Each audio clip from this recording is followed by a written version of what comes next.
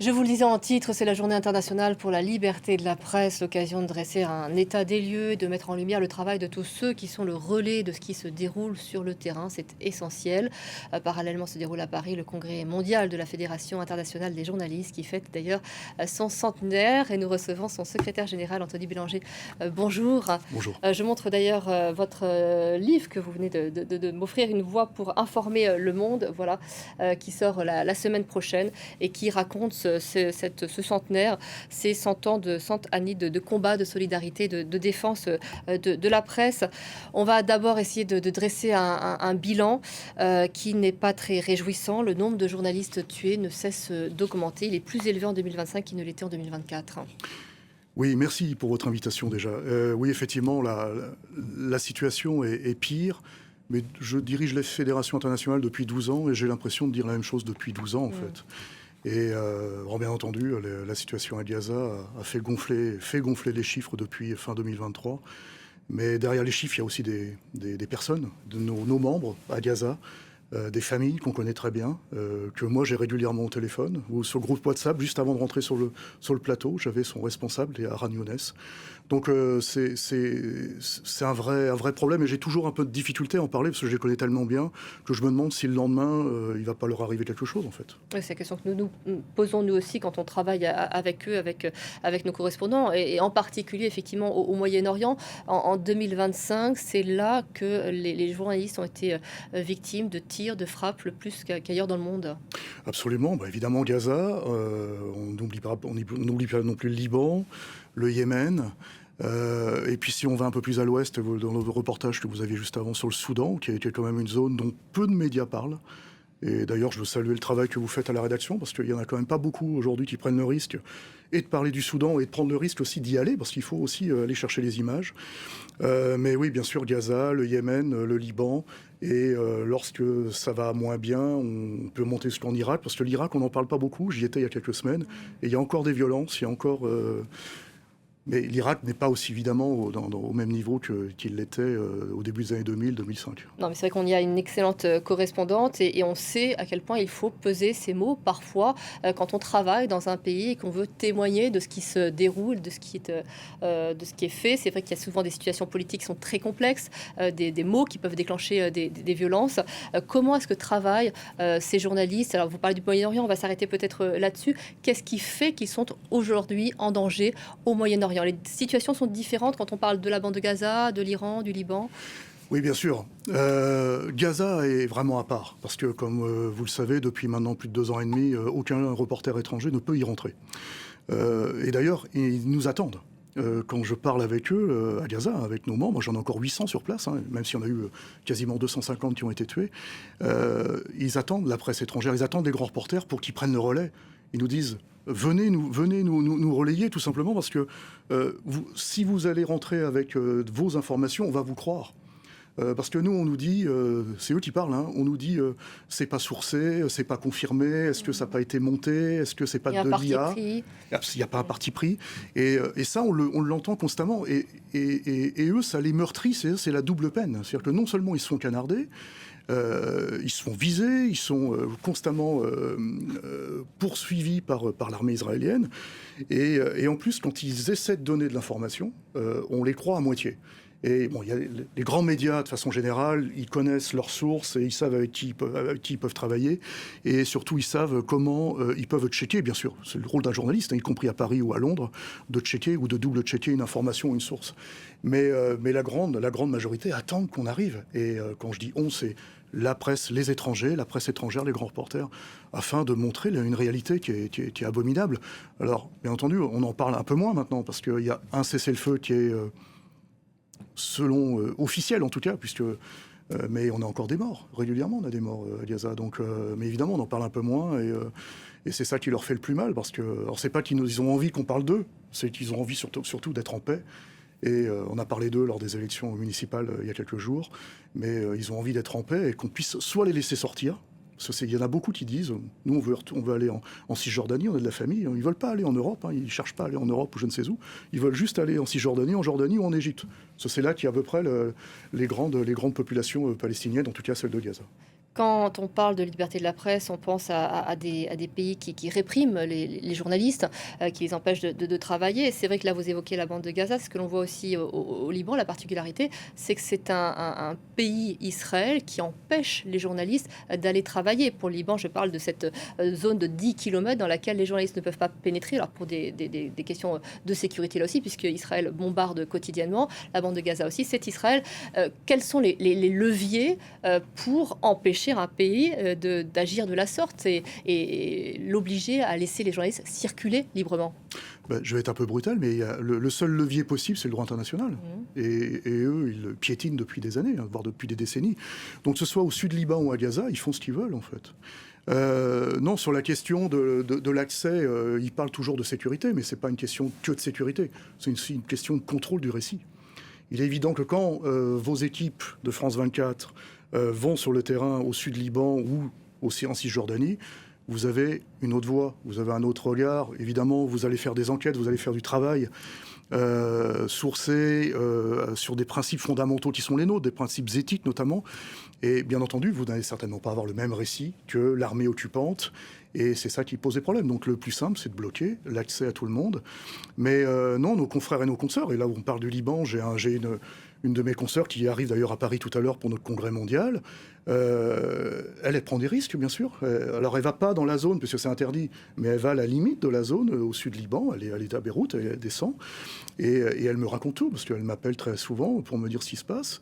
Et lorsqu'il y a des confrères et des consoeurs qui sont tués, comme ce fut le cas il y a quelques jours, quelques semaines, j'ai les informations plus vite que l'agence France-Presse, puisqu'elle est sur le terrain, elle est en lien avec l'armée libanaise, en lien avec le Croissant-Rouge, la Croix-Rouge internationale.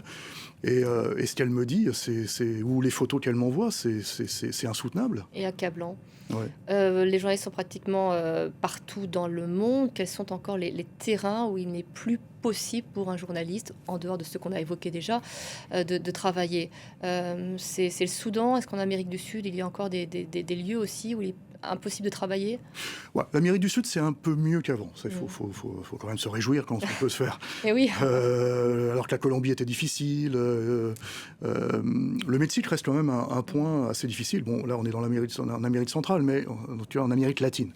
Le Soudan, vous avez raison, le Soudan, c'est les journalistes sont pris entre ces deux armées et sont constamment pris pour cible, que ce soit d'un côté ou de l'autre. Le président de notre organisation syndicale, il est en exil à Istanbul, lui. Il a fait de la prison, il a dû quitter, et il est impossible pour lui de rentrer. Impossible pour lui de rentrer. Et même lorsqu'il veut venir à Paris pour notre congrès mondial, puisqu'il a dirigé la Fédération africaine pendant quelques années, on lui cherche des poux, on lui demande les raisons pour lesquelles il est à Istanbul. Pourquoi vous êtes à Istanbul? Vous êtes de Khartoum. Et donc voilà, ils vivent... Quand je parle de double peine, c'est vraiment la double peine. Quand on n'a pas un passeport européen, passeport soudanais ou yéménite, c'est pire. Je pourrais raconter ce qui se passe au Yémen. Eh bien, on est un citoyen de seconde zone, même si on est journaliste. Et nos confrères à Khartoum, et pas qu'à Khartoum, mais aussi au Darfour, parce que j'en ai quand même un paquet de son Darfour, une zone hyper dangereuse, ils ont un mal de chien pour faire le travail. Le Yémen, que vous vouliez évoquer.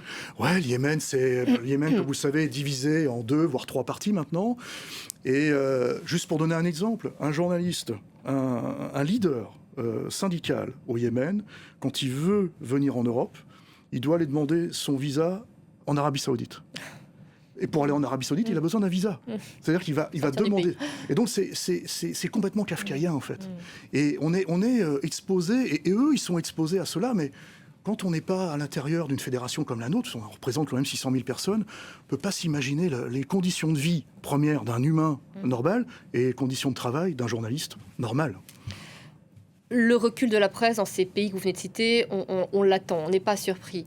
En revanche, ce que l'on constate, ce qui est beaucoup plus inquiétant, c'est le recul de la presse aux États-Unis.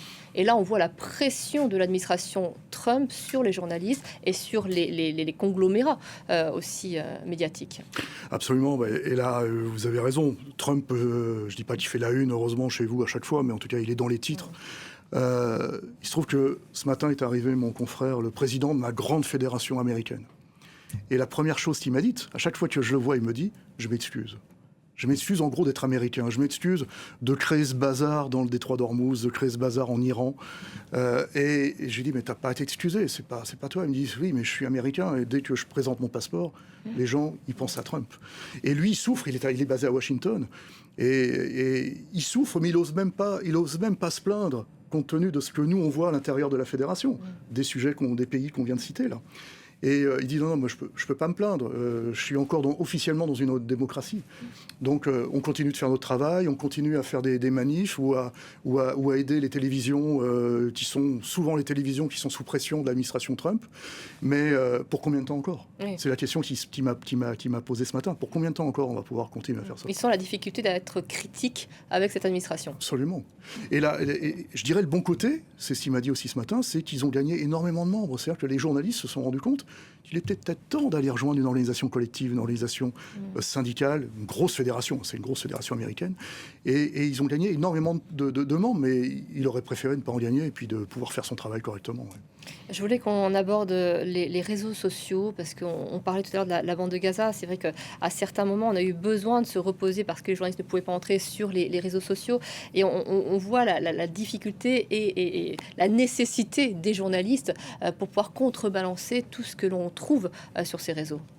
Oui, absolument. Et ça, je dirais, heureusement qu'on a les réseaux. Parce qu'on peut les critiquer, il y a énormément d'informations qui ne sont pas des informations, des fake news, il y en a partout, et ça, vous avez des services qui les vérifient et surtout qui les contredisent. Mais en revanche, grâce à ces réseaux sociaux, on peut être en contact au plus près aujourd'hui du terrain. Et c'est le cas avec Gaza, c'est le cas en Iran. Quand je vois Sivosh qui a des journées de travail complètement hallucinantes, et qui est quasiment un des seuls journalistes francophones en Iran.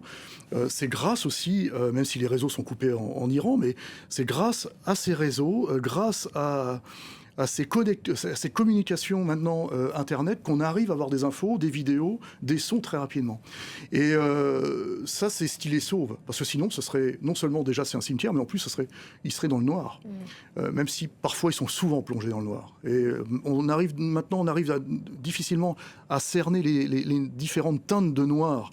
Parce que quand on en parle avec eux, ils nous disent, là, je suis dans le noir, mais parfois, c'est un peu plus noir que d'habitude. Et donc les réseaux, oui, on a un bon côté, c'est celui-ci. Ouais. Qui est nécessaire notamment pour des pays tels que la Chine. C'est là que les journalistes sont le plus emprisonnés en Chine. Absolument. Et c'est aussi là où il est le plus difficile d'avoir de l'information. Nous, on n'a pas de membres en Chine parce que pour être membre de la Fédération internationale, il faut être indépendant, etc. Et j'ai des contacts, des organisations qui veulent rentrer au sein de la Fédération internationale. Mais pour les raisons que j'évoquais, ils ne peuvent pas rentrer. Mais on garde des contacts et quand on commence à entrer un petit peu dans les détails sur leurs conditions de travail, sur l'organisation même d'un média, ça c'est intéressant, mais les organisations même d'un média en Chine, là on tombe sur des os et sur un système qui est complètement contrôlé par le pouvoir. Et il suffit que vous déviez de la ligne, vous finissez en prison. Là, on en creuse 100 et 140 selon les moments qui sont en prison aujourd'hui. Anthony Bélanger, je vous remercie beaucoup d'être venu nous en parler sur ce plateau. Je renvoie donc à votre livre qui sort la semaine prochaine, Une voix pour informer le monde. Et puis il y a aussi une exposition en ce moment, si vous êtes à Paris, sur les grilles de l'Hôtel de Ville qui retrace donc l'histoire et les combats de la Fédération internationale des journalistes. Merci beaucoup. Merci à vous.